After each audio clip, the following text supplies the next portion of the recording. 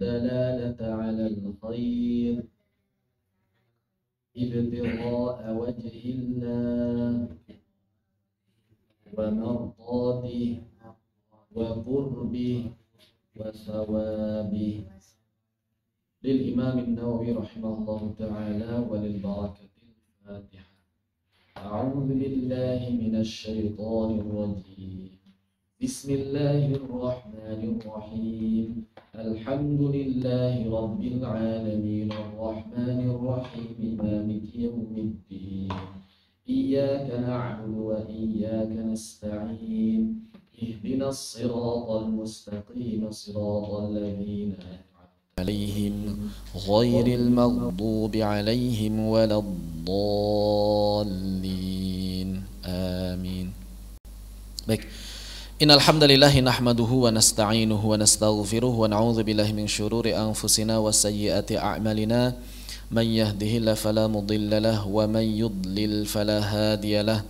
Asyhadu an la ilaha illallah wahdahu la syarika lah wa asyhadu anna Muhammadan abduhu wa rasuluhu alladzi la nabiyya wa la rasula ba'dah. Allahumma anfa'na bima 'allamtana wa 'allimna ma yanfa'una wa zidna 'ilma. Allahumma nawwir qulubana bi nuri hidayatika kama nawartal arda bi nuri syamsika abadan abada bi rahmatika ya arhamar rahimin. Amin. Alhamdulillah, puji dan syukur kepada Allah Subhanahu wa taala yang telah mengumpulkan kita dalam majelis penuh barakah ini dalam keadaan sehat walafiat, dalam keadaan masih memegang teguh keimanan keislaman kita, serta salawat teriring salam semoga tetap tercurah limpahkan pada Nabiullah wa Rasulullah Muhammad sallallahu alaihi wasallam, juga pada keluarganya, para sahabat, para tabi'in, atba' tabi'in, dan juga semoga sampai pada kita sekalian beserta seluruh kaum muslimin hingga akhir zaman kelak. Amin ya rabbal alamin. Baik ikhwani wal akhwat fi din arsyadakumullah, insyaallah kita akan melanjutkan kembali kajian dari kitab Tibyan fi Adabi Hamalatil Quran yang disusun oleh Al-Imam An-Nawawi rahimahullahu taala. Nafa'anallahu bi'ulumihi wa bi'ulumikum wa bi'ulumis sairin as-salihin fid darain. Amin. Dalam kesempatan yang lalu, alhamdulillahirabbil alamin, kita telah menyelesaikan beberapa hal yang berkaitan dengan membaca Al-Qur'an dengan variasi qiraat. Dan dalam kesempatan kali ini insyaallah kita akan maju ke fasal berikutnya, di mana fasal ini membicarakan mengenai tartibul qiraah. Fasal fi tartibil qiraah. Dan seperti yang telah kita bahas bersama bahwa apabila ada kurung siku, maka itu dapat dipastikan bukan asli dari Al-Imam An-Nawawi, melainkan tambahan dari penerbit. Jadi tidak memiliki judul. Fasal ini aslinya tidak memiliki judul, maka berarti perkataan Imam Nawawi, beliau langsung mengatakan fasal. Qala al-ulama'u, maka para ulama telah mengatakan al-ikhtiyaru, adapun pendapat yang terpilih, al-ikhtiyaru, maka pendapat yang terpilih, ayyaqra'a, hendaknya seseorang membaca ala tartibil mushafi, dengan sesuai urutan mushaf. Ini penting. Maksudnya membaca apa? Ketika tilawah. Jadi yang namanya tilawah itu dianjurkan untuk mengikuti urutan mushaf. Jangan acak-acakan, kecuali kalau niatnya zikir. Misalnya zikir pada surah-surah tertentu, Yasin, Al-Mulk, Al-Waqi'ah, itu beda ini ya, beda konteks. Tapi kalau niatnya tilawah tadarusan, maka setelah baca Al-Fatihah masuk ke Al-Baqarah. Maka di sini dikatakan oleh Al-Imam An-Nawawi, fayaqra, maka hendaknya dia membaca Al-Fatihah. Maka hendaknya dia membaca Al-Fatihah, tsumma Al-Baqarah, kemudian Al-Baqarah, jangan yang lain setelah Al-Fatihah Al-Baqarah. Selesai Al-Baqarah apa? Tsumma Ali Imran, kemudian lanjut baginya untuk membaca surah Ali Imran. Tsumma, kemudian ma ba'daha, kemudian surah-surah yang ada setelahnya alat tartib, sesuai dengan urutan. Wasawaun, dan sama saja qara'a, dia membacanya fi sholati, sama saja dia membacanya itu di dalam salat, au fi ghairiha, ataupun tidak sedang salat. Jadi sama saja. Berarti kalau kita membaca Al-Quran di dalam salat setelah surah Al-Fatihah, maka kita pastikan memilih satu surah yang terletak setelah Al-Fatihah, dari mulai Al-Baqarah sampai An-Nas, silahkan. Dan setelah itu kalau kita ingin melanjutkan, maka lanjutkan sesuai dengan tertibnya. Misalnya rakaat yang pertama Al-Bayyinah, maka rakaat yang keduanya Idza Zulzilat. Rakaat yang pertamanya Asy-Syams, rakaat yang keduanya Al-Lail. Rakaat yang pertamanya Al-Buruj, rakaat yang keduanya At-Tariq. Rakaat pertama Jumu'ah, rakaat keduanya Al-Munafiqun. Seterusnya seperti itu. Hatta qala ba'du ashabina, sampai-sampai sebagian ulama madhab Imam Asy-Syafi'i telah menyatakan, idza qara'a fir rakaatil ula, apabila seseorang telah membaca pada rakaat yang pertama surah Qul a'udzu birabbin nas, di rakaat pertama dia membaca surah Qul a'udzu birabbin nas, yaqra'u fi tsaniyati ba'dal fatihati minal baqarah, maka hendaknya dia membaca di rakaat yang kedua setelah selesai membaca surah Al-Fatihah itu adalah memulainya dari surah Al-Baqarah. Jadi kalau rakaat yang pertamanya An-Nas, rakaat keduanya Al-Baqarah, karena balik lagi ke awal. Begitu. Jadi jangan acak-acakan sesuai dengan apa yang terlintas dalam ingatan. Nah, itu banyak orang yang begitu, kadang-kadang seceplosnya begitu. Rakaat pertama misalnya surah Wailul likulli humazatil lumazah. Tiba-tiba pas rakaat keduanya Idza zulzilatil ardu zilzalaha. Rakaat pertamanya Ara'aita, rakaat keduanya Al-Asr. Ini kurang tepat. Kurang tepat. Kenapa? Karena sunnahnya adalah mengikuti urutan mushaf. Qala ba'du ashabina, telah mengatakan sebagian ulama madhab Imam Asy-Syafi'i, wa yustahabbu, dan dianjurkan, disunnahkan, idza qara'a suratan, apabila seseorang telah membaca sebuah surah, ayyaqra'a ba'daha allati taliha, maka hendaknya dia membaca surah yang berada langsung setelahnya. Nah, ini lebih utama lagi. Jadi kalau misalnya tadi Al-Lail Ad-Duha, dari Ad-Duha Alam Nashrah, Alam Nashrah At-Tin, At-Tin Iqra, Iqra Al-Qadr, Al-Qadr Al-Bayyinah, Al-Bayyinah Idza Zulzilat, Idza Zulzilat, wal Adiyat, Al-Adiyat, kemudian Al-Qari'ah, Al-Qari'at, Takatsur, At-Takatsur, Al-Asr, Al-Asr, Wail. Seterusnya seperti itu. Terus seperti itu. Wa dalilu hadza, maka adapun dalil dalam masalah ini adalah annat tartibal mushafi, bahwa sesungguhnya urutan mushaf itu innama ju'ila hakdha li hikmah. Sesungguhnya urutan mushaf itu diurutkan seperti ini karena memang di dalamnya karena memang untuk mendapatkan hikmah tertentu di dalamnya. Tidaklah Al-Quran disusun sebagaimana susunan yang kita kenal sekarang, kecuali susunan tersebut memang memang dilakukan oleh Allah Subhanahu wa taala untuk hikmah tertentu yang tidak boleh kita merusak hikmah itu. Fayambaghi ayyuhafa 'alaiha, maka sudah semestinya kita untuk menjaga hikmah tersebut. Begitu. Kecuali illa fima warada syar'u bistithnaihi, kecuali memang apabila ada dalil tegas yang menyatakan bahwa adanya pengecualian bolehnya tidak. Seperti misalnya hadis-hadis yang menyatakan bahwa Nabi Shallallahu Alaihi Wasallam kasolati subhi, yaitu salat subuh yaumal jum'ati, boleh dibaca jum'ah, boleh dibaca jumu'ah, boleh dibaca juma'ah bidammil mimi wa iskaniha wa fathiha. Qalahul Farra wal Wahidi. Ya boleh dibaca Jumu'ah, Jum'ah, Jum'ah sebagaimana dikatakan oleh Al-Farra dan Al-Wahidi.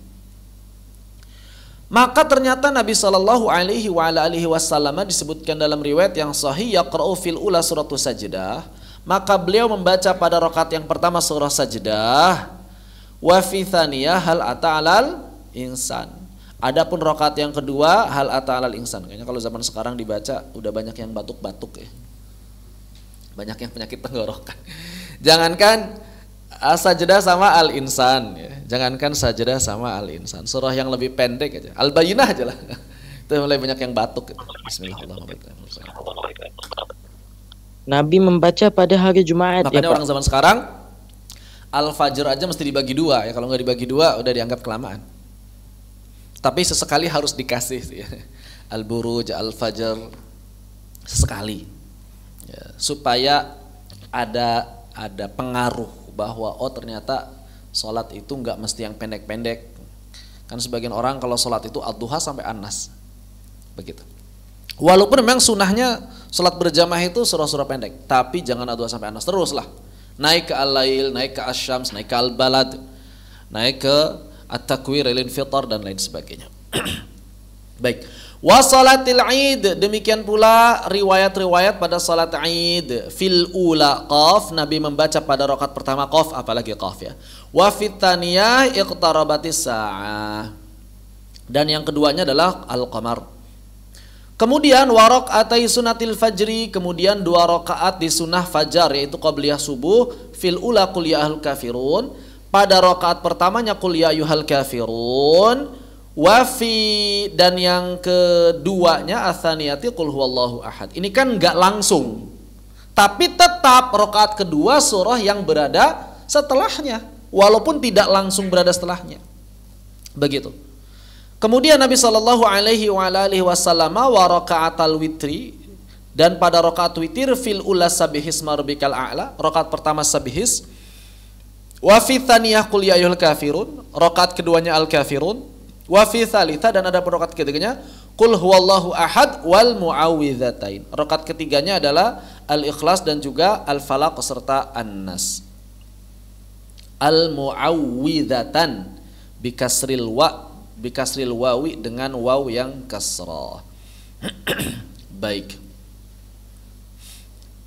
Walau khalafal muwalata, kalau misalnya ada orang yang membaca terbalik,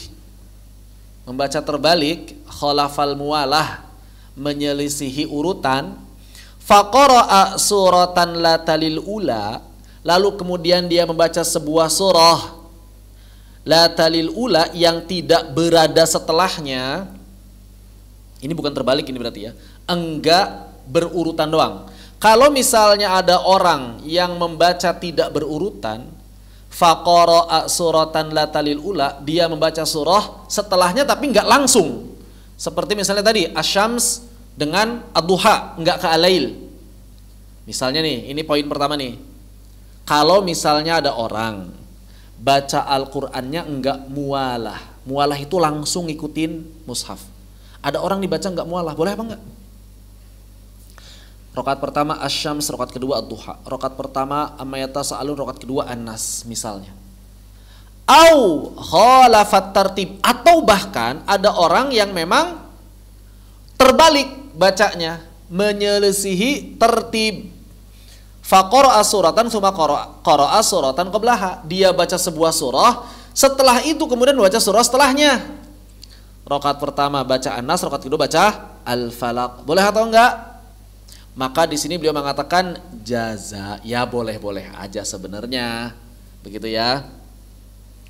Faqad ja'at bidzalika atharun katsirah, karena memang ada beberapa riwayat yang jumlahnya cukup banyak yang menceritakan hal tersebut dari para sahabat maupun tabi'in. Athar. Wa qad qara'a Umar bin al-Khattabi, contohnya siapa? Sayyidina Umar bin al-Khattab radhiyallahu an telah membaca fir rakaatil ula minas subhi, pada rakaat pertama salat subuh itu surah Al-Kahf. Subhanallah. Kuat surah Al-Kahf, 1 rakaat salat subuh. Wa fi tsaniyah Yusuf. Wa fi tsaniyati bi Yusuf, dan beliau membaca rakaat yang keduanya dengan surah Yusuf. Tapi tetap kan Al-Kahf dulu atau Yusuf dulu? Urutannya. Urutan mushafnya. Halo. Urutan mushafnya itu Al-Kahf atau Yusuf? Yusuf surah berapa? Kok pada diam aja? Yusuf surah keberapa? Ada Yusuf? Yusuf hadir nggak? Nggak hadir. Surah keberapa? Surah ke-12. Betul. Yusuf. Ya? Noval, berapa Yusuf? Al-Kahf surah keberapa?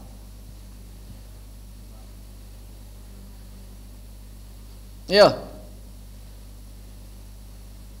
Setelah Al-Isra sebelum Maryam. Gimana, Ustaz? Ayat 18. 18 setelah Al-Isra sebelum Maryam, surah ke-18. Ya. Berarti secara urutan terbalik enggak yang dibaca oleh Sayyidina Umar bin Khattab? Terbalik, karena beliau baca Al-Kahf dulu dalam riwayatnya. Setelah itu baru membaca surah Yusuf. Maka boleh, ya, hukum asalnya boleh. Jadi enggak mesti. Ini jadi dalil nih. Tidak mesti kalau ada orang tidak melakukan sunnah itu langsung tercela, enggak mesti. Enggak mesti ya. Misal duha itu sunnah, ada orang enggak duha, tercela enggak? Belum tentu, ntar dulu begitu. Enggak langsung yang menyelisihi sunnah itu tercela. Enggak langsung makruh. Buktinya ini, sunnahnya membaca Al-Quran itu berurutan, itu sunnah. Membaca Al-Quran berurutan sunnah. Tapi kalaupun ada orang yang enggak baca berurutan, ya hukum asalnya boleh. Tapi waqad kariha jama'atun mukhalafata tartibil mushaf. Tapi sekelompok ulama enggak suka, memakruhkan membaca Al-Qur'an terbalik melawan urutan mushaf. Jadi jadi begini, yang paling bagus apa tadi? Sesuai urutan. Ya kan? Kalaupun tidak sesuai urutan, kalaupun urutan dan mualah itu langsung surah setelahnya. Ini paling utama, berurutan dan mualah. Maksudnya mualah itu apa? Langsung surah setelahnya. Ad-Duha, Alam Nashrah, At-Tin, itu namanya mualah. Kalaupun tidak bisa mualah, maka minimal tetap berurutan. Begitu maksudnya. Dari Asy-Syams, Ad-Duha. Dari Al-Kafirun, Al-Ikhlas. Jangan sampai melawan urutan. Karena apa? Karena sebagian ulama memakruhkannya kalau melawan urutan. Kalau sekadar enggak mualah masih boleh. Kalau sekadar enggak mualah masih boleh. Tapi kalau sudah melawan urutan, maka sebagian ulama memakruhkannya. Rawah Ibnu Abi Dawud, Imam Ibnu Abi Dawud meriwayatkan anil Hasani, dari Imam Al-Hasan. Siapa Al-Hasan? Al-Hasan doang disebutin. Kalau kita dengar nama Al-Hasan, siapa maksudnya? Al-Hasan siapa? Al-Hasan bin Ali bin Abi Thalib? Al-Hasan ibn Hanafiyah? Al-Hasan Al-Basri? Siapa? Al-Hasan Al-Basri. Jadi kalau ada nama Al-Hasan enggak disebut siapa depan siapa belakangnya, maka pasti Al-Hasan Al-Basri. Kalau ada nama Muhammad bukan nabi dan enggak disebut Muhammad bin siapa, maka pasti Muhammad bin Sirin. Kalau ada nama Ibnu Hajar enggak pakai julukan, enggak pakai bin, maka pasti Ibnu Hajar Al-Haytami. Pasti Al-Haytami. Kenapa? Karena kalau Ibnu Hajar Al-Asqalani mesti pakai Al-Hafidh di depannya. Al-Hafidh Ibnu Hajar. Jadi kalau Ibnu Hajar saja, Ibnu Hajar Al-Haytami.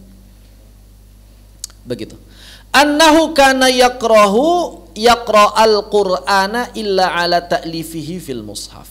Sesungguhnya Imam Al-Hasan ini enggak suka kalau ada orang yang membaca Al-Quran kecuali sesuai dengan mushaf. Begitu. Wallahu a'lam bishawab. Suaranya putus-putus. Tes. Suara saya putus-putus? Yang lain putus-putus enggak? Ya Ustaz. Putus-putus ya. Masih putus-putus? Kalau gambarnya gerak atau enggak? Gambarnya kalau di saya ini kayak burem namanya. Enggak jernih gitu. Ada notif gangguan jaringan. Di sini baru hujan sih. Mungkin pengaruh ya. Allahumma shalli ala nafi'ah.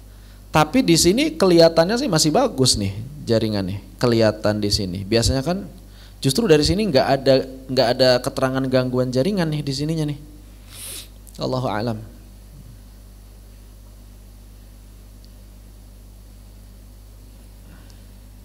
Fun ya. Kalau kurang bagus ini wallahu a'lam apanya. Coba saya cek apa namanya? Speed test.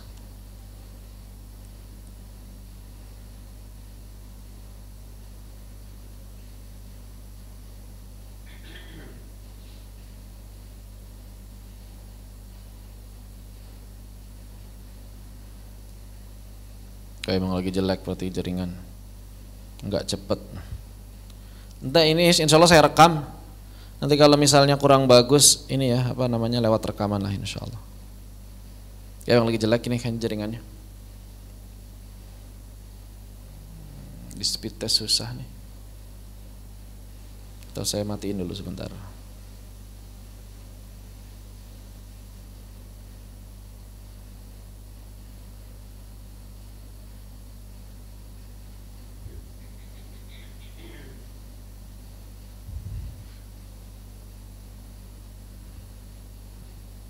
Sebentar ya. Coba saya matiin dulu.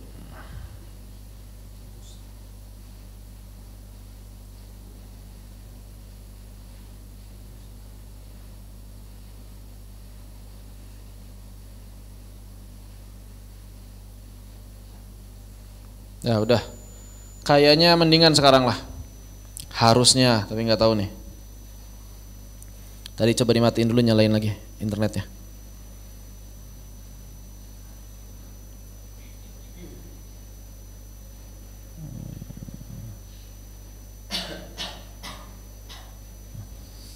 Masih jelek juga.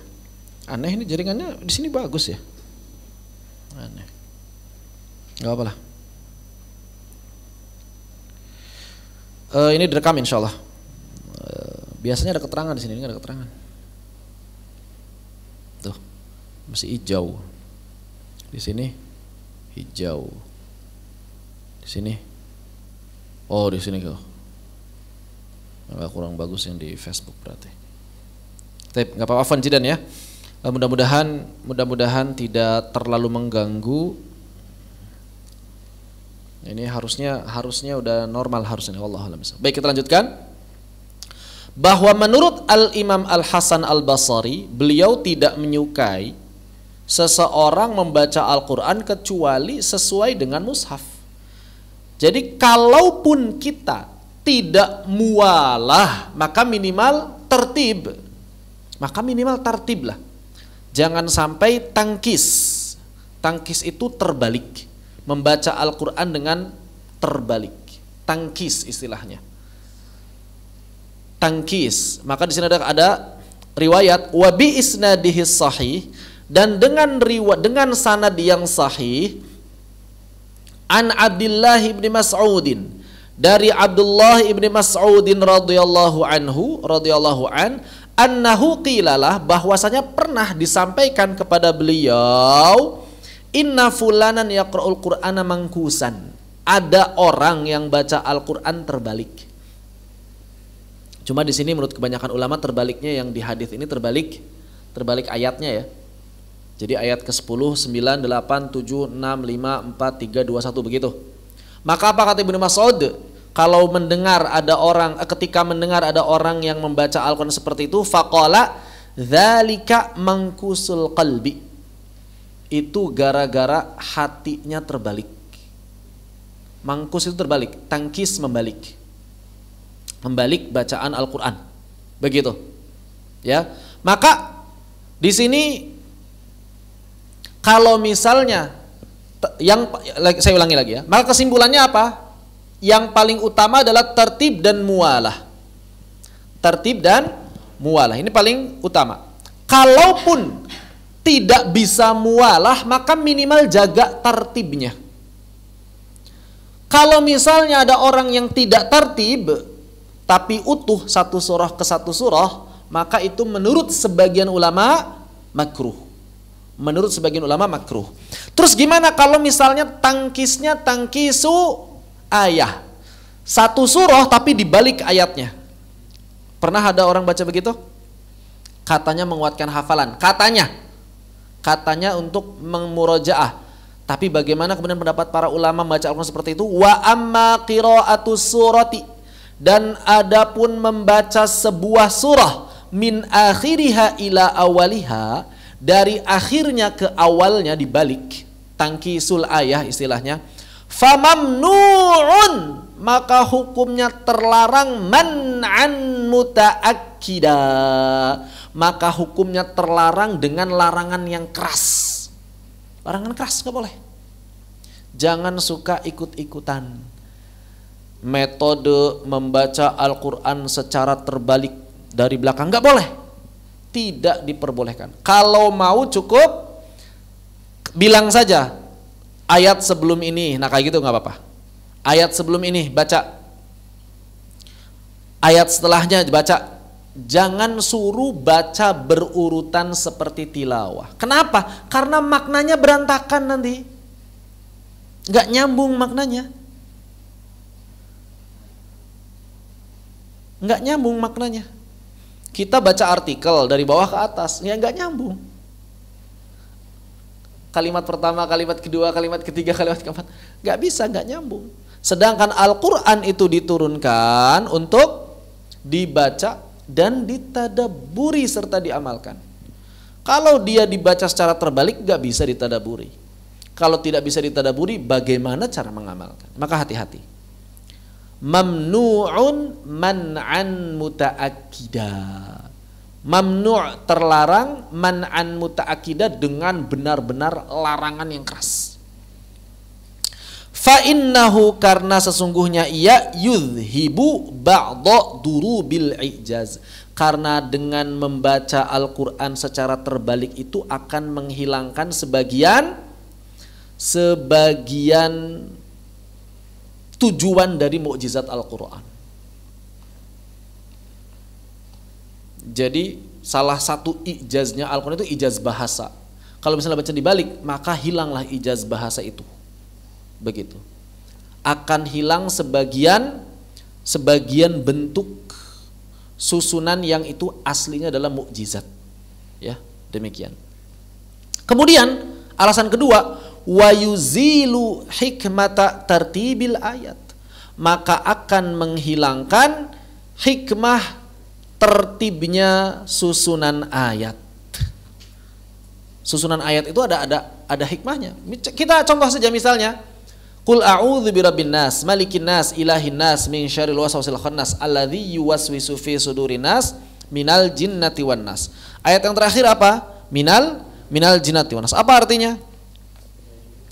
Dari jin dan manusia, misalnya begitu ya. Misalnya, dari jin dan manusia yang membisikkan di dalam hati manusia, dari keburukan waswasnya jin. Kemudian apa lagi? Ilahin nas, Tuhannya manusia. Kan nyambung kan? Tuhannya manusia. Malikin nas, rajanya manusia. Katakanlah a'udzubirabbin nas, katakanlah aku berlindung kepada Tuhannya manusia. Apa artinya? Jadi nggak nyambung. Atau misalnya Al-Ikhlas, Qul huwallahu ahad, Allahu samad, lam yalid wa lam yulad wa lam yakul lahu. Kalau Al-Ikhlas kayaknya nggak terlalu ini ya. Walam yakul lahu kufuwan ahad. Tapi perintahnya jadi di belakang akhirnya. Walam yakul lahu kufuwan ahad, dan tidak ada yang sekufu dengan Allah Subhanahu wa taala siapapun. Tidak. Tapi kalau dalam bahasa Arab rusak. Kenapa? Kena lahu, enggak jelas lahunya ke siapa. Makanya Allahnya harus disebut di awal. Qul huwallah. Nanti huwanya baru nyambung. Tetap enggak bisa. Sama aja ayat-ayat yang lain. Aneh begitu ya. Seperti itu. Jadi jangan sampai kemudian baca Al-Quran secara terbalik. Baca Al-Quran secara terbalik. Wa qad rawa, maka sungguh telah meriwayatkan Ibnu Abi Dawud, Al-Imam Ibnu Abi Dawud an Ibrahim An-Nakhai, dari Imam Ibrahim An-Nakhai, Al-Imam At-Tabi Al-Jalil, yaitu seorang imam tabi'in yang mulia, wal Imam Malik ibni Anas, dan juga Imam Malik bin Anas, annahuma kariha dzalik, bahwa keduanya enggak suka hal tersebut. Dan makruh menurut ulama zaman dulu itu biasanya dekatnya ke haram. Begitu. Jadi kalau kata Imam Malik makruh itu biasanya haram, dekat ke haram. Wa anna Malikan kana yu'ibuhu, bahkan Imam Malik ternyata mencela pelakunya, wa yaqulu, dan beliau mengatakan hadza azim, ini perkara yang berat. Ini bukan positif, azimnya bukan azim positif, azim negatif. Azim, ada aja begitu. Kalau zaman sekarang mungkin gitu ya. Baik, loh Ustaz, gimana kalau misalnya saya lagi ngajar anak-anak atau lagi talaki buat para pemula, itu kan bacanya An-Nas dulu baru Al-Falaq. Mundur Ustaz. Boleh nggak kalau begitu? Ya nggak mungkin juga kan baca Al-Baqarah, emak-emak baru belajar setelah Al-Fatihah langsung Al-Baqarah, wah langsung muntah-muntah. Begitu. Makanya kita belajar dari An-Nas. Gimana Ustaz? Maka Imam An-Nawawi mengatakan, wa amma ta'limus sibyani, maka adapun dalam rangka mengajarkan anak-anak min akhiril mushafi, yang kita ajarkan itu pasti dari akhir mushaf ila awalihi, ke awalnya, fahasan, maka itu perbuatan yang baik. Beda hukum, jangan disamakan. Kalau tadi masalah tilawah, sholat di luar sholat. Laisa min hadzal bab, enggak termasuk dalam pembahasan kita, beda bahasan. Fa inna dzalika, karena sesungguhnya apa yang dilakukan ketika pengajaran itu adalah qiraatun mutafasilah, yaitu bacaan yang terpisah-pisah, fi ayamin muta'addidah, dan harinya pun biasanya beda-beda. Hari Senin An-Nas, hari kedua Al-Falaq, hari ketiga Al-Ikhlas, yang enggak apa-apa kalau begitu. Ya, ma'a ma fihi min tashili, sekaligus ma'a ma fihi, sekaligus gitu. Gampangnya gitu. Sekaligus min tashili, akan memudahkan al-hifzi alaihim, akan memudahkan hafalan mereka, wallahu a'lam. Jadi nggak apa-apa kalau itu, ya. Maka di sini sekali lagi, yang pertama kalau memungkinkan adalah tartib dan muwalah. Kalau nggak bisa tartib dan muwalah, maka minimal dijaga tartibnya saja. Jangan sampai hilang tartib surah, ya, jangan sampai hilang tartib surah, karena sebagian ulama makruh. Dan tangkis berarti ada beberapa jenis. Tangkisul Quran, yang pertama tangkis surah dari satu surah ke surah yang lain, maka ini makruh menurut sebagian ulama. Baca An-Nas ke Al-Falaq, rakaat pertama An-Nas, rakaat kedua Al-Falaq, ini makruh menurut sebagian ulama. Yang kedua tangkis ayat. Apa tangkis ayat? Makruh syadid, makruh tahrim, makruh yang dekat ke haram, makruh yang dekat ke haram. Yang ketiga makruh kalimah, haram. Makruh huruf, haram, bahkan kufur menurut sebagian ulama, karena itu kebiasaan penyihir. Tangkis. Makruh huruf kayak gimana? Qul huwallahu ahad, berarti dibaca apa? Qul huwallahu ahad. Qul huwallahu ahad berarti dibacanya wah susah. Ya, susah lah. Itu biasanya ciri khas penyihir. Penyihir baca terbalik. Dan ini saya pernah lihat film kartun, film si Aladin. Bukan Aladin. Cuma dia ceritanya dapat karpet terbang. Jadi dia bacanya bukan fly carpet. Dia baca Yelf Teprak.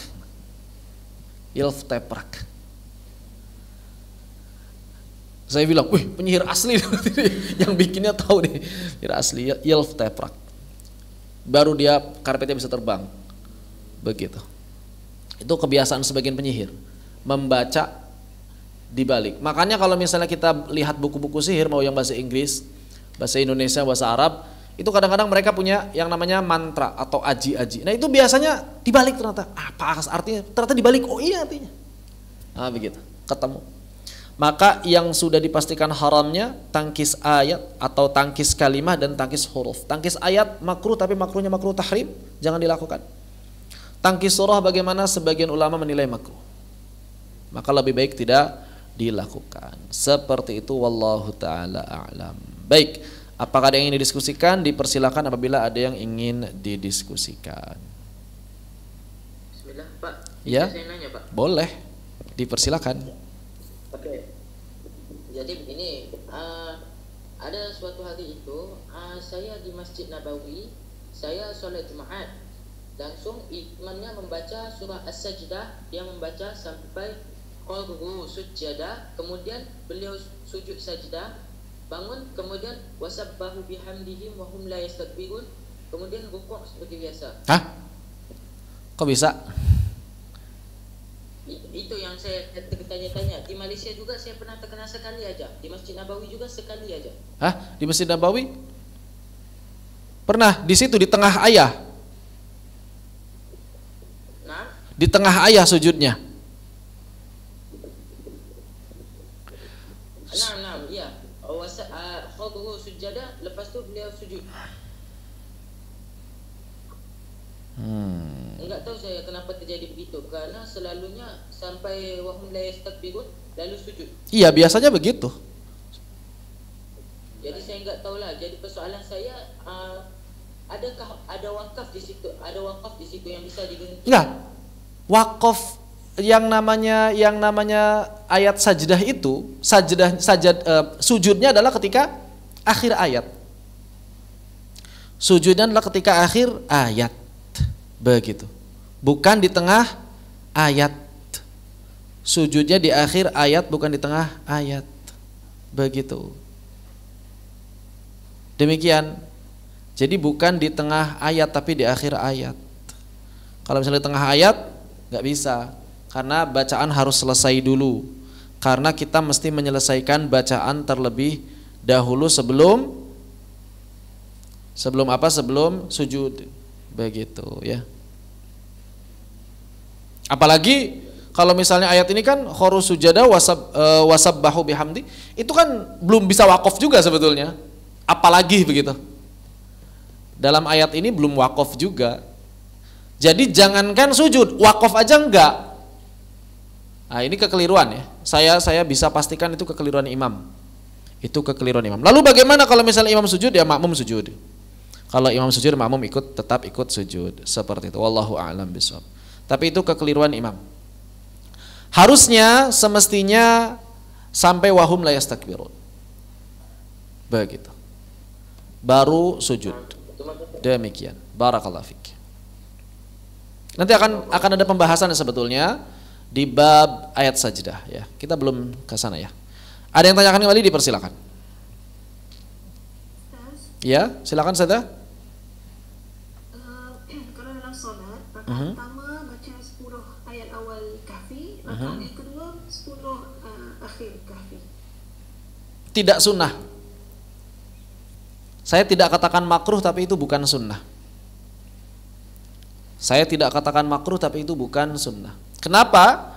Karena sunnahnya di dalam solat adalah membaca secara utuh satu surah dalam satu rakaat.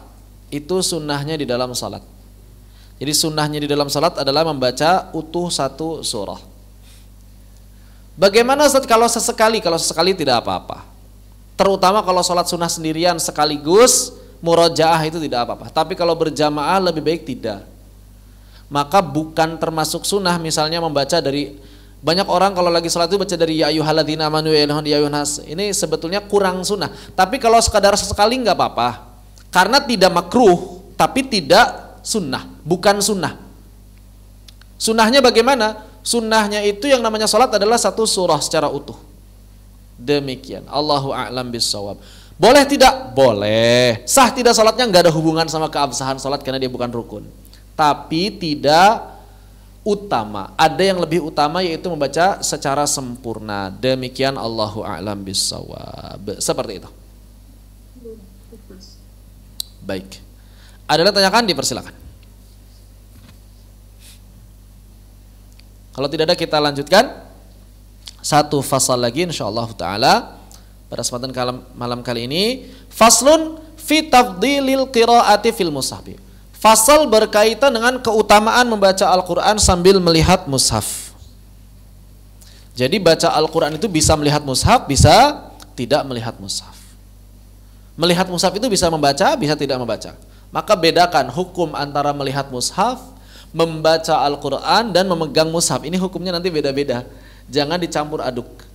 Ya. Hukumnya melihat mushaf boleh siapapun, orangnya siapapun boleh melihat mushaf. Kan melihat mushaf. Siapapun boleh melihat mushaf. Berwudu, tidak berwudu, hadas kecil, hadas besar, boleh melihat mushaf. Ini melihat mushaf. Menyentuh mushaf beda lagi. Ada hukumnya. Lalu bagaimana dengan membaca? Yang dimaksud membaca adalah mengucapkan kalimat-kalimat Al-Quran di lisan.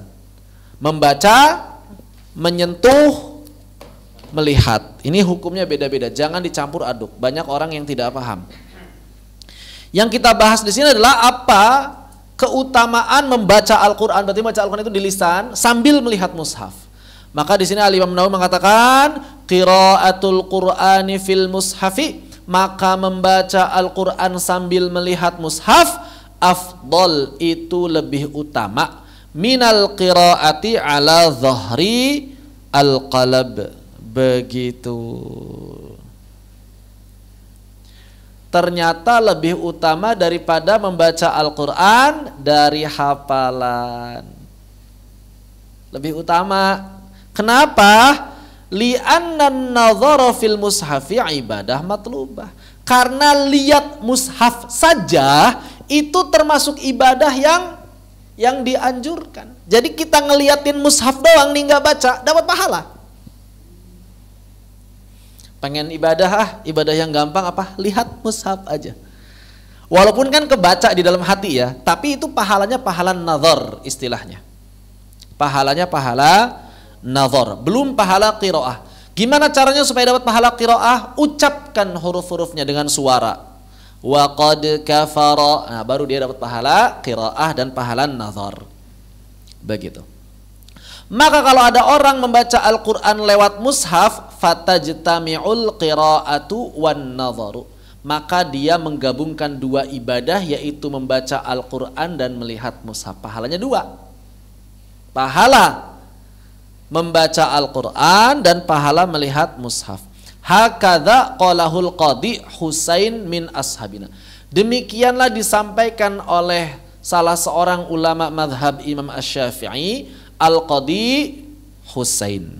Demikian pula disampaikan oleh Abu Hamid Al-Ghazali. Demikian pula disampaikan oleh Al-Imam Abu Hamid Al-Ghazali wa jama'atun minas salaf, dan juga sekelompok ulama salaf. Ulama salaf itu siapa? Ulama salaf itu siapa? Ulama salaf adalah ulama zaman dulu yang hidup sebelum zamannya Imam Bukhari atau sebelum zaman Imam Ahmad. Begitu, itulah ulama salaf.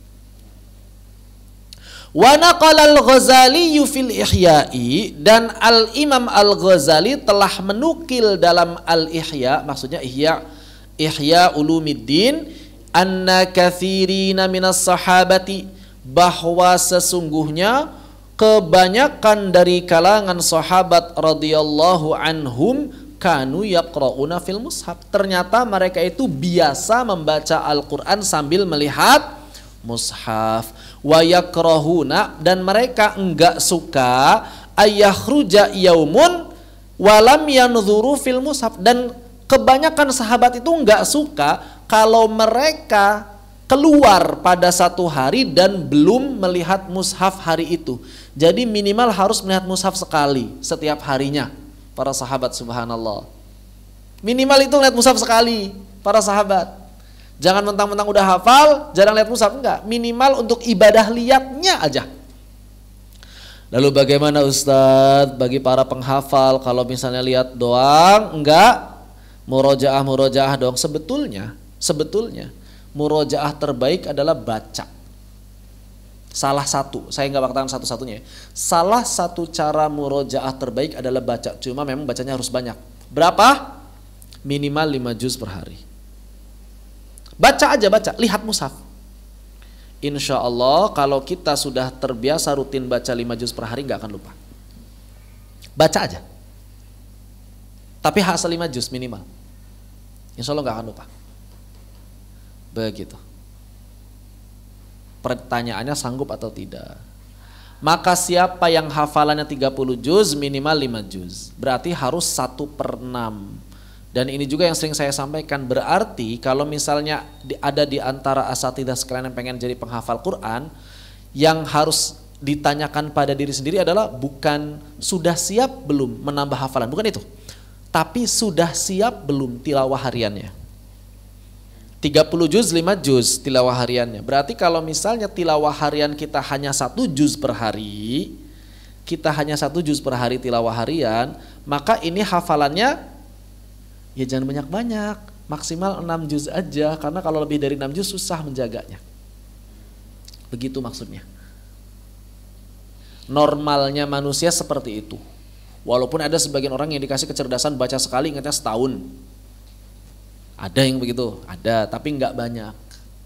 Normalnya manusia itu adalah 1/6. Dah, umumnya manusia 1/6. Jadi siapa yang pengen hafal 30 juz harus siap tilawah 5 juz per hari. Begitu. Ustadz, saya baru 1 lembar sehari. Ya berarti hafalannya jangan banyak-banyak, juz 30 aja jaga. Bukan saya bilang nggak boleh nambah hafalan, bukan. Tapi masalahnya kalau hafalan terlalu banyak dan tilawahnya jarang, itu dijamin lupa. Dan itu dosa. Melupakan hafalan itu dosa. Ya. Begitu. Jangan nunggu nanti. Oh, nanti. Kalau udah kayak saya makin susah. Murojaahnya kapan murojaahnya? Ngajar. Harus ada waktu di mana benar-benar murojaah. Jangan ganggu anak-anak, jangan ganggu. Mau murojaah. Kalau enggak begitu susah. Mumpung masih luang, terutama yang masih muda-muda nih, masih muda, banyak-banyak murojaah. Berapapun hafalan antum yang penting sekuat Al-Fatihah. Sebetulnya hafalan banyak itu bonus ya. Asal kita rajin tilawah itu hafalan nambah kok insya Allah. Yang penting itu jaga. Yang wajib itu menjaga. Nambah hafalan itu enggak wajib, nambah hafalan itu sunnah. Menambah hafalan sunnah, menjaga hafalan yang sudah dihafal wajib. Maka jangan dahulukan yang sunnah daripada yang wajib. Begitu. Allahu a'lam bissawab. Wara Ibnu Abi Dawud dan Imam Abi Dawud juga meriwayatkan al-qira'atu fil mushafi an katsirin minas salaf, bahwa kebanyakan ulama salaf yang banyak yang terbiasa membaca Al-Qur'an dari mushaf. Begitu. Walam ara fihi khilafan, dan beliau tidak menyatakan adanya perbedaan pendapat dalam masalah ini. Walau qila, tapi Imam Nawawi punya pandangan lain. Walau qila, kalau saja dikatakan innahu yakhtalifu biikhtilafil ashkhas. Sesungguhnya baca Al-Qur'an lihat atau enggak lihat mushaf itu tergantung keadaan masing-masing orang, masing-masing individu. Fatukhtarul qira'atu fil mushafi liman istawa khusyu'uhu wa tadabburuhu fi halatain qira'ati minal mushafi wa an dhahril qalbi. Maka kalau misalnya ada orang yang antara baca mushaf ataupun dengan hafalan ternyata tingkat tadabburnya sama. Baca mushaf tadabburnya 9 nilainya, dengan hafalan tadabburnya 9. Maka yang seperti ini berarti, maka di sini disampaikan apa? Fatukhtarul qira'atu fil mushaf. Maka dia lebih baik baca mushaf. Perhatikan. Nah, kira-kira antum nih lebih mudah bertadabur dengan hafalan atau lebih mudah bertadabur sambil melihat mushaf? Begitu. Kalau misalnya, kayaknya sama Ustaz saya mah. Pakai mushaf segitu tadaburnya. Dengan hafalan juga segitu tadaburnya, maka yang seperti ini lebih baik baca pakai mushaf. Kenapa? Karena pahala tadaburnya sama ditambah pahala lihat mushaf. Baik. Wa tukhtarul qira'atu an dhahril qalbi liman yakmulu bidzalika khusyu'uhu wa tadabburuhu. Wa yazidu ala khusyu'ihi wa tadabburihi law qara'a minal mushaf lakana hadza qaulan hasanan. Kemudian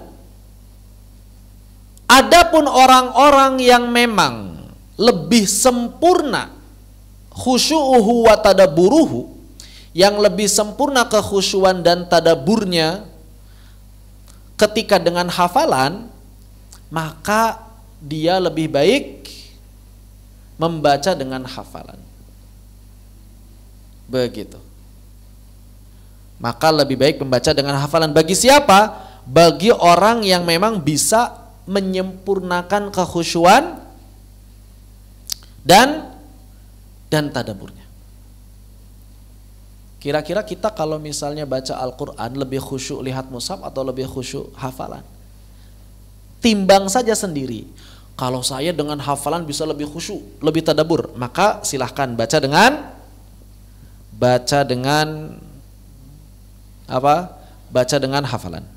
Begitu. Seperti itu. Wa yazidu ala khusyu'ihi wa tadabburihi law qara'a minal mushaf, dan akan bertambah nanti kekhusyuannya dan tadaburnya ketika dia membaca lewat mushaf lagi. Begitu. Maka enggak apa-apa, silahkan pilih hafalan. Kenapa? Karena dengan hafalan sudah sempurna walaupun enggak ada tambahan. Jadi udah sempurna. Jadi begini. Analoginya mungkin begini ya. Baca pakai mushaf, baca hafalan. Kalau misalnya ini sama, maka pilih mushaf. Tapi kalau misalnya dengan hafalan itu sudah mencapai titik kesempurnaan, katakanlah nilainya 100, dan melihat mushaf sebetulnya bisa nambah, tapi dengan hafalan sudah tercapai sempurnanya, itu pilih dengan hafalan. Pilih dengan hafalan. Walaupun ketika dia melihat mushaf sebetulnya bisa lebih lagi, cuma karena lewat hafalan saja sudah sampai nilai 100, enggak apa-apa, silakan baca dengan hafalan.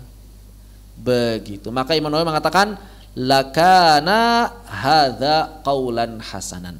Maka ini adalah pendapat yang baik. Jadi kalau saja dikatakan seperti itu pendapat yang baik. Ini berarti pilihan Imam Nawawi. Maka berarti acuannya apa? Tadabbur dan kekhusyuan.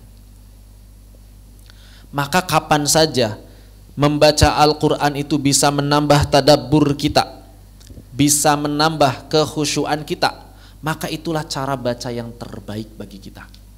Baca cepat kurang tadabbur enggak baik. Baca lambat bertadabbur baik. Tapi kalau misalnya baca lambat sama cepat sama saja enggak ada tadaburnya, ya cepat aja silahkan yang banyak sekalian. Wadh-dhahir, maka yang zahir yang jelas, pendapat yang terang, anna kalamas salafi wa fi'lahum mahmulun ala hadha tafsil. Maka sebetulnya riwayat-riwayat yang datang dari para ulama salaf tadi itu bisa jadi sangat mungkin masuk dalam perincian ini. Begitu kata Al-Imam An-Nawawi rahimahullahu ta'ala. Allahu a'lam. Demikian yang bisa disampaikan dalam kesempatan kali ini. Apabila ada yang ingin didiskusikan, dipersilakan. Bismillahirrahmanirrahim. Karena bagian berikutnya bahasannya udah agak beda, agak jauh. Masalah baca jamaah. Silakan.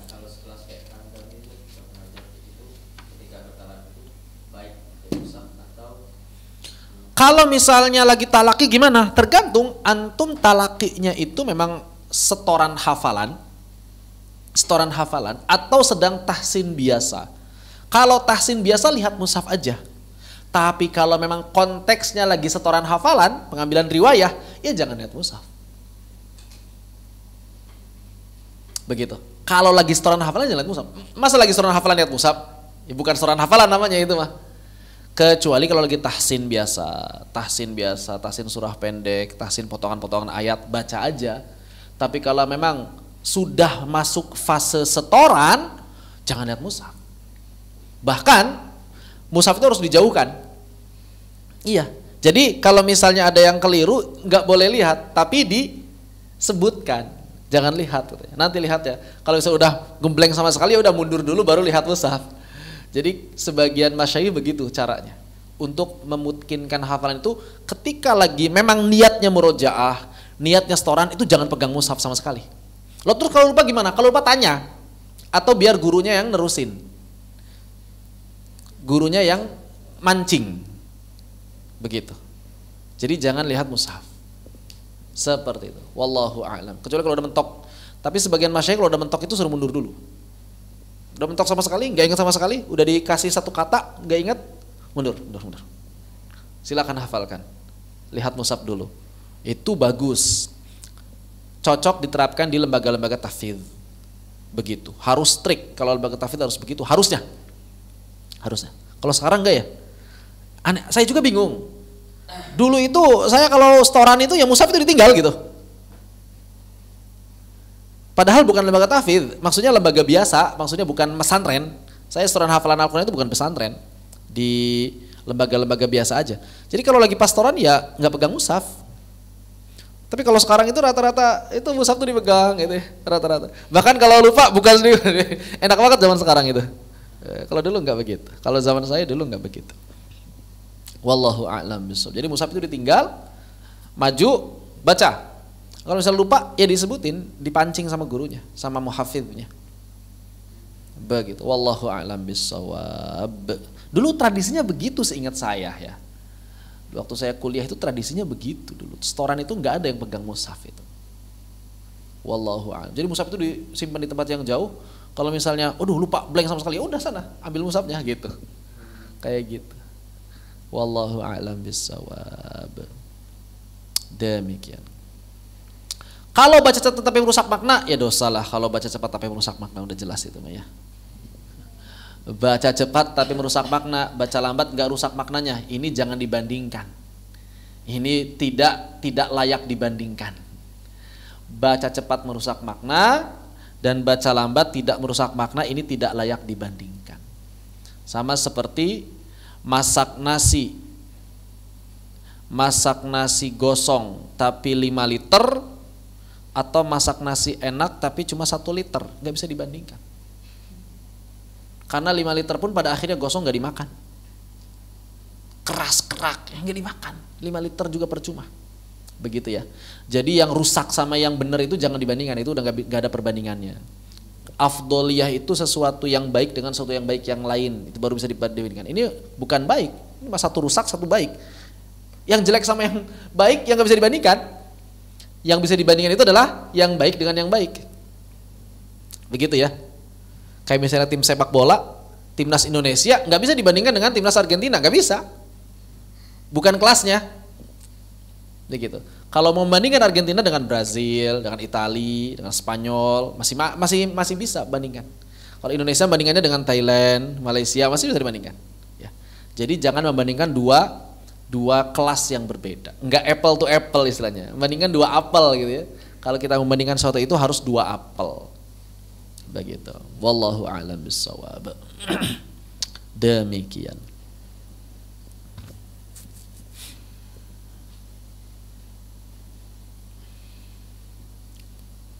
Ada lagi tanyakan, dipersilakan.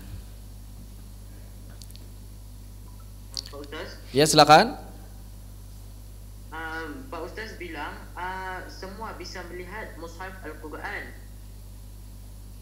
Iya. Kalau orang kafir gimana? Boleh, melihat gak ada yang masalah. Siapa yang melarang melihat mushaf? Melihat itu siapapun boleh, tidak ada larangan. Melihat itu tidak masalah.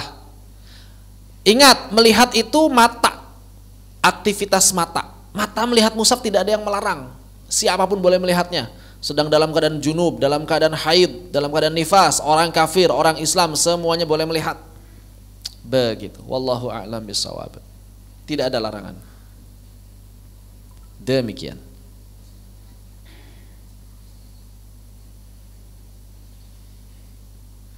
Baik, jazakallahu khair. Wa jazakallahu khairan, barakallahu fikum. Yang para ulama beda pendapat itu adalah orang kafir yang menyentuh mushaf. Ini para ulama beda pendapat. Menyentuh ya. Kalau baca Al-Quran boleh enggak?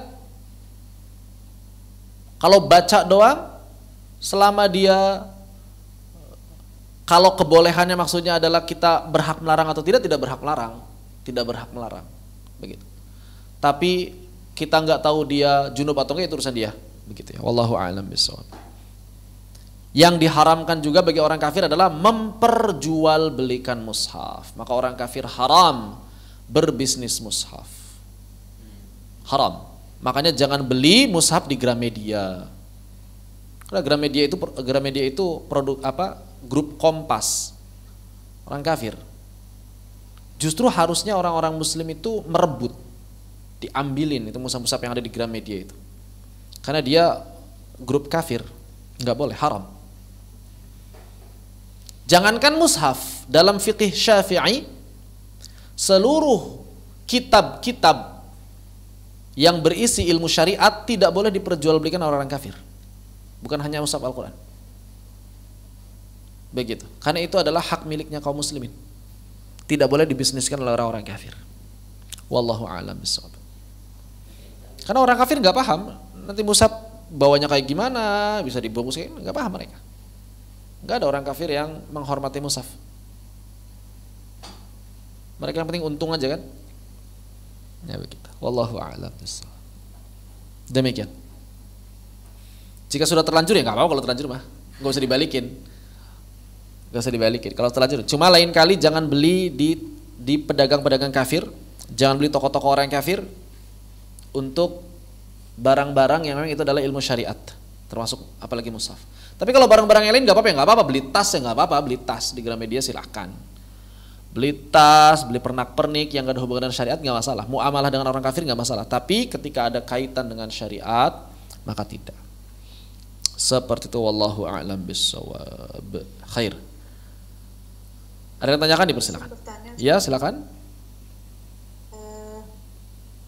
Kalau yang pernah saya baca di kitab Matan Abi Syuja itu kan di antara larangan wanita yang sedang haid dan nifas itu dilarang membaca Al-Quran. Betul. Ini masalahnya ketika sedang belajar itu biasanya kalau pembelajaran dewasa sama lansia itu mereka agak kekeh gitu bahwa nggak mau baca karena sedang haid gitu. Ya bagus berarti. Ada yang masalahnya di mana? Masalahnya itu mereka nggak mau bawa mushafnya gitu karena kan ya bagus berarti memang nggak boleh gitu. Iya. Tapi kan tapi kan boleh dari handphone atau kata siapa boleh dari handphone? Yang ditanyakan baca atau nyentuh nih, ini dua hal yang berbeda, Ustazah. Baca itu melafalkan, melafalkan ayat Al-Quran, mau lihat mushaf, mau pegang mushaf itu nggak boleh. Kita ngomongin baca atau ngomongin nyentuhnya nih? Hukumnya beda karena, ya hukumnya beda. Kalau misalnya lagi belajar itu Ustaz, maksud saya itu boleh nggak membacanya? Membaca atau menyentuh? Membaca tanpa menyentuh, maksudnya membaca tanpa menyentuh mushaf. Baik, sekarang kita bahas dulu hukum membacanya. Hukum membaca Al-Quran bagi wanita haid dan nifas menurut mayoritas ulama haram. Membaca, kita nggak ngomongin nyentuh. Yang di Abi Syuja itu membaca bukan menyentuh, atau membaca dan menyentuh, dua-duanya diharamkan. Menurut mayoritas ulama haram. Jadi kalau misalnya ada ibu-ibu yang mengatakan saya nggak bawa mushaf, ya sudah, kalau memang ibu berpendapat haram ya sudah, nggak usah belajar dulu, istirahat dulu, nggak apa-apa. Karena memang menurut mayoritas ulama haram membaca Al-Quran bagi wanita haid dan nifas. Begitu. Ini berkaitan dengan membaca. Apa arti dari membaca? Melafalkan ayat-ayat Al-Quran. Lain halnya kalau mereka mengambil madhab Malik. Dalam madhab Malikiyah diperbolehkan membaca. Tapi kalau misalnya saya lebih yakinnya nggak boleh, ya sudah, nggak perlu dipaksa. Termasuk kalau gurunya Syafi'iyah, gurunya Hanabilah, gurunya Hanafiyah, nggak mau ngajar dulu, nggak apa-apa, jangan dipaksa. Begitu. Kecuali kalau gurunya Malikiyah, silahkan mau belajar. Begitu ya. Seperti itu. Ini berkaitan dengan membaca. Membaca itu adanya di lisan, hukumnya di lisan. Begitu. Lalu bagaimana Ustadz kalau menyentuh mushaf? Kalau membaca sebenarnya dibahas ya di pertemuan-pertemuan yang lalu. Menyentuh mushaf belum? Nanti ada bahasan di akhir, tapi nggak apa-apa, kita bahas sedikit. Menyentuh mushaf, maka ini menurut hampir seluruh ulama haram bagi wanita haid dan juga laki-laki junub. Menyentuh mushaf itu lebih keras daripada membaca. Menyentuh mushaf lebih keras daripada membaca. Kalau membaca Al-Quran tadi menurut mazhab Malikiyah masih diperbolehkan bagi wanita haid, terutama bagi para penghafal Al-Quran yang khawatir kehilangan hafalannya. Dan bahkan kiai-kiai mazhab Syafi'i masih ada yang memperbolehkan bagi wanita penghafal Al-Quran untuk memurojaah hafalan mereka. Tapi kalau menyentuh mushaf ini hampir seluruh ulama mengharamkan, kecuali dalam mazhab Imam Malik juga. Cuma dalam mazhab Imam Malik membatasi sebatas ketika kegiatan belajar mengajar saja. Itu boleh disentuh, tapi setelah belajar mengajar selesai nggak boleh sentuh lagi. Ini mazhab Imam Malik. Lagi-lagi hanya mazhab Imam Malik. Begitu. Tapi kalau misalnya ibu-ibunya semuanya mazhab bukan Maliki dan menganggap haram menyentuh mushaf, ya jangan dipaksa buat nyentuh mushaf. Ustadz, bagaimana kalau HP? Ini beda lagi. Di zaman Nabi nggak ada HP. Mau yang berpendapat haram, yang berpendapat boleh, beda lagi. Baik. Lalu bagaimana Ustadz kalau mushafnya mushaf Al-Quran di HP? Maka di sini ada dua pendapat. Ada yang menganalogikan atau ada yang menghukumi mushaf di sini sama dengan mushaf tulis. Ada yang menghukumi mushaf di sini bukan mushaf tulis atau bukan mushaf. Maka tergantung keyakinan. Kita berkeyakinannya Al-Quran yang di HP ini mushaf atau bukan? Menurut Dr. Labib Najib Al-Adni bukan mushaf. Menurut Syekh Ali Al-Qadimi mushaf. Dua-duanya mazhab Syafi'i. Dan dua-duanya tinggal di Indonesia. Beda pendapat. Begitu. Jadi tergantung dia ini dianggap mushaf atau bukan. Apa alasan Dr. Labib menganggap ini bukan mushaf? Karena dia bayangan. Sama seperti kalau kita pegang mushaf, kemudian ada di cermin, pegang di cermin boleh nggak? Boleh. Maka itu alasan Dr. Labib. Adapun Dr. Ali berpendapat justru ini tetap mushaf. Ketika programnya dibuka maka dia Quran. Maka itulah mushaf. Kata Dr. Ali, ketika programnya ditutup, oke, dia bukan mushaf. Di sini para ulama beda pendapat. Jadi silakan ambil pendapat yang manapun, ya. Yang pasti jangan kemudian pertama nih, jangan sampai kita keliru dalam menentukan hukum, karena banyak orang keliru dalam menentukan hukum. Mohon maaf, saya juga pernah dengar ada seseorang yang terkenal sekali, ya, dai terkenal di videonya, beliau pun keliru menjelaskan hukum menyentuh mushaf dan membaca Al-Quran, keliru beliau. Begitu. Jadi hati-hati. Kenapa? Karena masih banyak orang yang masih mencampur adukan membaca Al-Quran dengan menyentuh mushaf. Baik ya, seperti itu. Bahkan menyentuh mushaf itu buat yang berhadas kecil pun gak boleh. Kalau membaca Al-Quran, hadas kecil tidak masalah.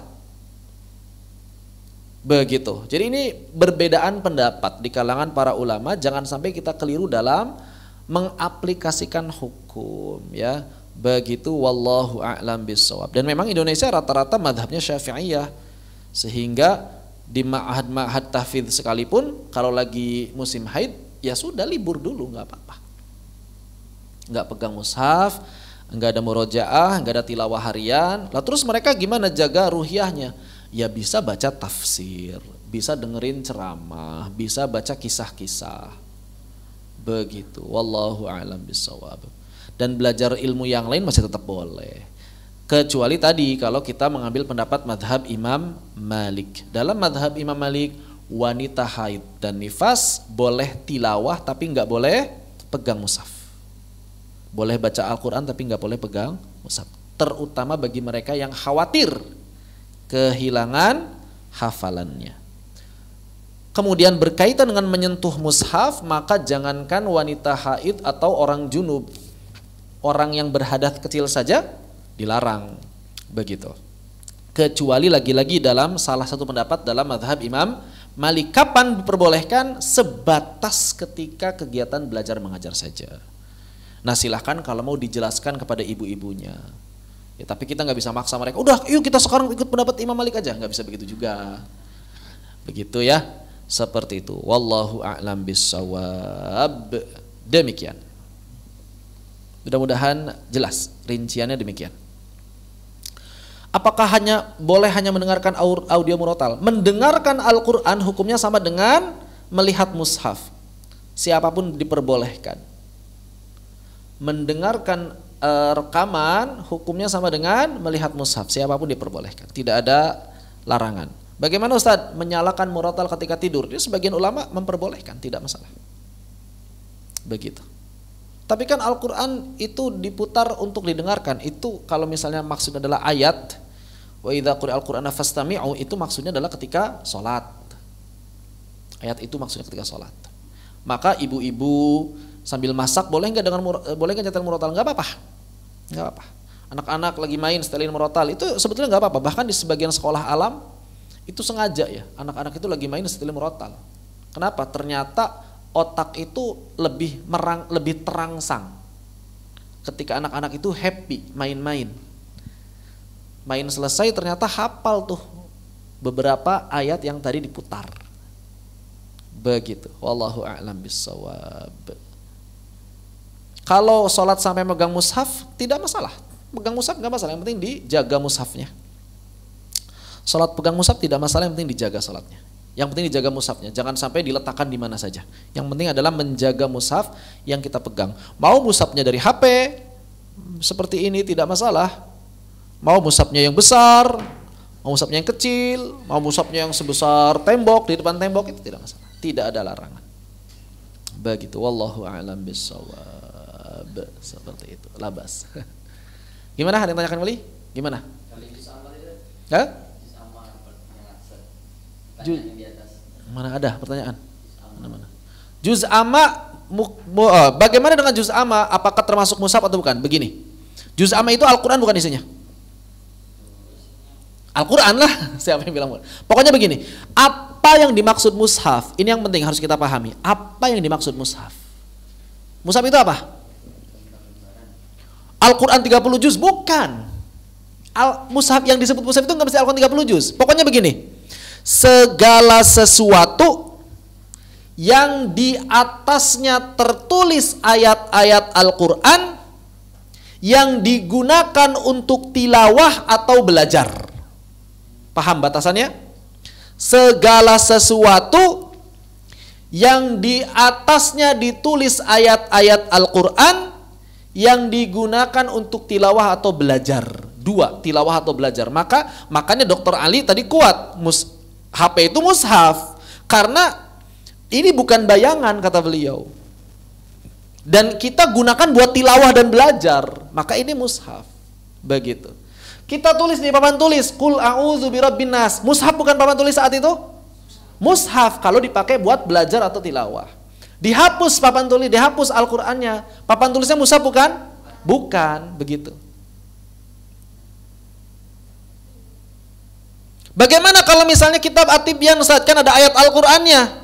Bagaimana dengan tafsir, bagaimana dengan fikih? Nah, kalau mushaf yang bercampur dengan sesuatu selain Al-Quran, udah kecampur nih.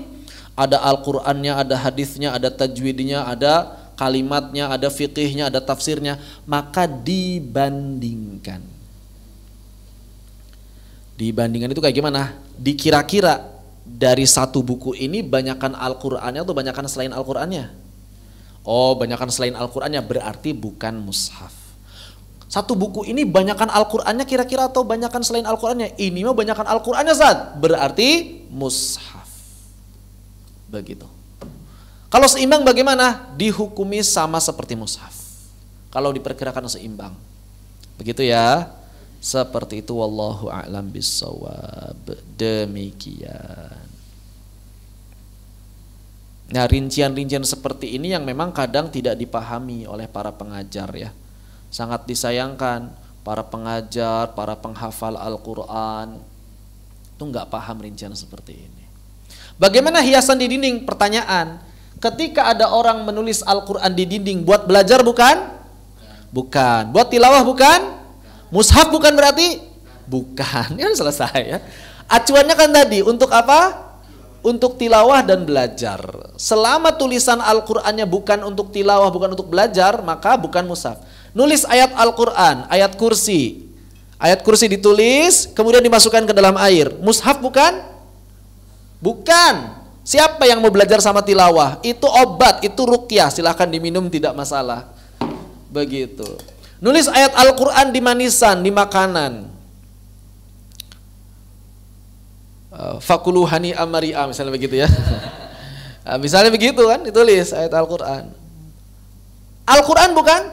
Bukan. Mushaf bukan? Bukan. Boleh dimakan enggak? Boleh, silahkan, masalah. Begitu.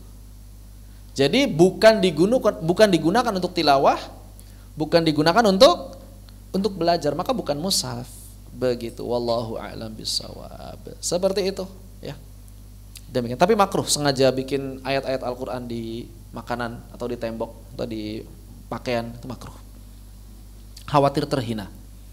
Khawatir terhinakan. Karena walau bagaimanapun dia ayat Al-Qur'an, potongan ayat Al-Qur'an. Begitu. Wallahu a'lam bissawab. Seperti itu. Khair. Sebetulnya nanti ada bahasan mushaf ya nanti di belakang. Termasuk tadi masalah ayat Al-Qur'an yang ditulis di makanan itu ada bahasan. Baik, seperti itu. Barakallahu fikum. Mudah-mudahan bermanfaat ya. Ada yang tanyakan? Kembali dipersilakan. Jadi acuannya sesuatu yang ditulis di atasnya ayat Al-Qur'an digunakan untuk tilawah atau belajar. Ini yang penting. Itulah yang disebut mushaf. Mau 1 ayat, mau 2 ayat, mau 1 surah, mau 5 surah, mau 10 surah sama saja. Wallahu a'lam. Maka Iqra berapa? Iqra 5, Iqra 6 itu udah mushaf itu. Karena potongan ayatnya udah sempurna. Ya kan, Iqra 5, Iqra 6. Bahkan Iqra 4 udah mulai sempurna itu ya. Itu sudah mulai bisa disebut mushaf itu. Kecampur lah kalau Iqra 4 lah ya. Awal-awal masih belum sempurna ayatnya, tapi tengah sananya udah sempurna ayatnya. Begitu. Wallahu a'lam bissawab.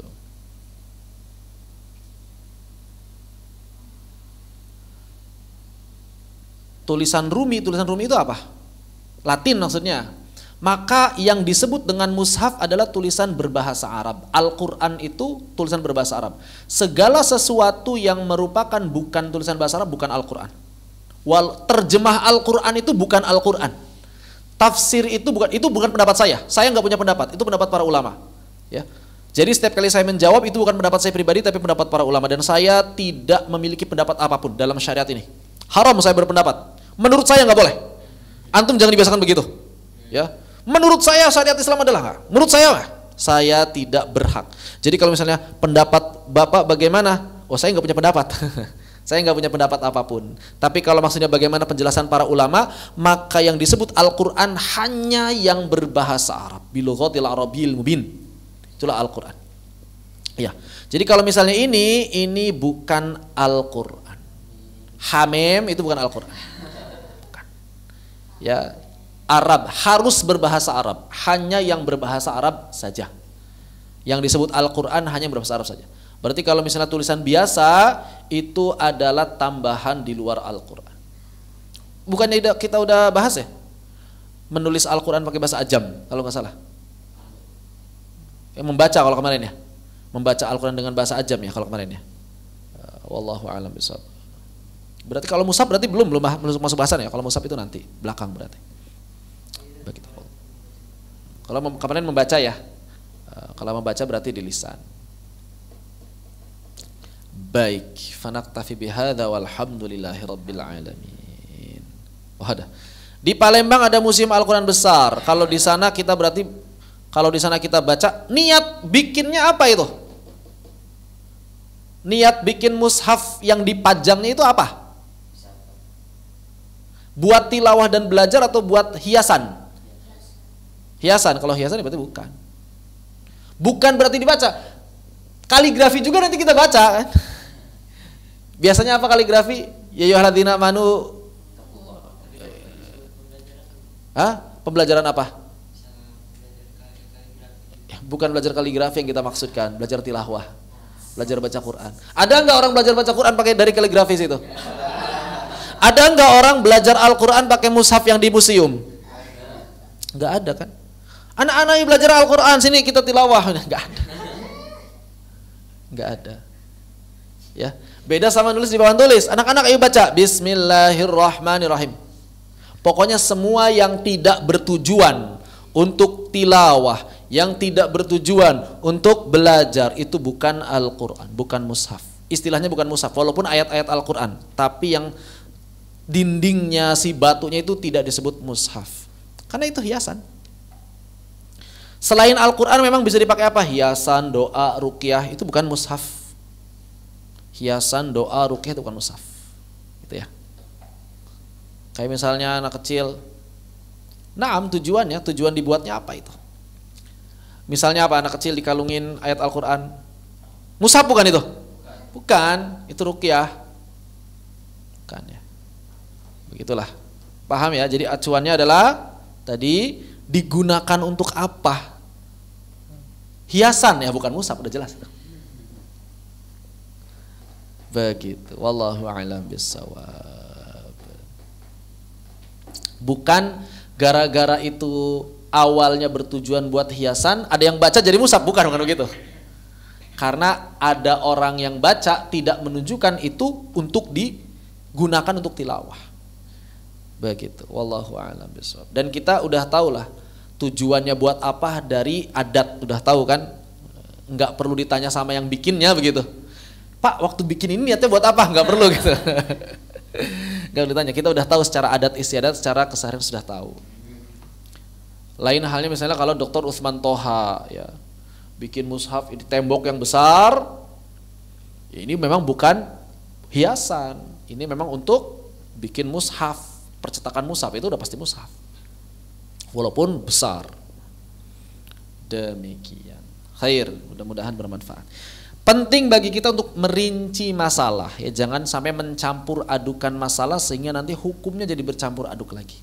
Berarti tadi ada apa tuh? Membaca Al-Quran, melihat mushaf, mendengarkan murotal, menyentuh mushaf, ini beda-beda hukumnya. Jangan dicampur adukan. Begitu. Taib ya. Fanaktafi bihadza walhamdulillahi rabbil alamin. Subhanakallahumma bihamdika asyhadu an la ilaha illa anta astaghfiruka wa atubu ilaik. Allahumma shalli afdhalas salatin ala asati makhluqatika sayyidina Muhammadi wa ala alihi washabihi wasallim adada ma'lumatika wa midada kalimatika kullu man dzakaraka dzakirun wa ghafala an dzikrihil ghafilun. Walhamdulillahi rabbil alamin. Bismillahirrahmanirrahim. Wal 'asr. Innal insana lafi khusr illa alladhina amanu wa 'amilus solihati wa tawassaw bil haqqi wa tawassaw bis sabr. Assalamualaikum warahmatullahi wabarakatuh. Waalaikumsalam warahmatullahi wabarakatuh. Wa jazakumullahu khairan walhamdulillahi rabbil alamin.